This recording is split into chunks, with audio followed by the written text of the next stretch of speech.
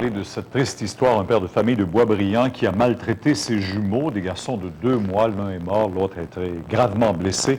André Jobin, après révision des faits, la Cour a finalement retenu le plaidoyer de culpabilité du père. Oui, parce que Pierre, il a plaidé coupable d'homicide involontaire et de voies de fait grave il y a 14 mois, mais jusqu'ici, le juge Jean Beaulieu de la Cour du Québec à Saint-Jérôme avait refusé ce plaidoyer parce qu'il doutait un peu des intentions de l'accusé. Or, ce matin, après l'avoir entendu de nouveau et entendu un psychologue, il a finalement accepté ce plaidoyer. Il reste maintenant à imposer la sentence qui viendra sous peu. Âgé aujourd'hui de 37 ans, le père en question a plaidé coupable d'homicide involontaire et de voies de fait grave sur ses 2 bébés, 2 jumeaux âgés de 2 mois seulement. C'est survenu à Boisbriand en janvier 2001. Exaspéré de les voir pleurer sans cesse, le père les a secoués et serrés très fort. Résultat de cette violence gratuite, un bébé est décédé de ses blessures, tandis que l'autre a subi de multiples fractures, au total 19. Selon la poursuite, l'absence d'antécédents judiciaires et l'argument voulant que l'accusé ne pouvait croire ou savoir que ses enfants souffraient quand ils étaient violentés ne doit pas justifier la clémence du tribunal.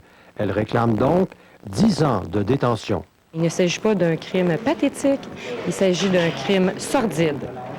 Donc, on ne s'entend même pas sur le vocabulaire à utiliser pour décrire la situation. De son côté, la défense juge disproportionnée et démesurée la demande de la poursuite. Elle propose plutôt au tribunal 2 ans de pénitencier ou encore 2 ans moins un jour avec sursis et dans les 2 cas assorti d'une période de probation de 3 ans. Malgré la gravité du crime, malgré le caractère pathétique, que l'individu doit être sentencé pour ce qu'il est et pour ce qu'il a fait. Il ne doit pas payer pour tous les autres crimes du monde, pour les enfants qui meurent à Sarajevo ou ailleurs. Le tribunal rendra sa sentence le 13 décembre prochain. Entre-temps, l'homme de 37 ans demeure en liberté.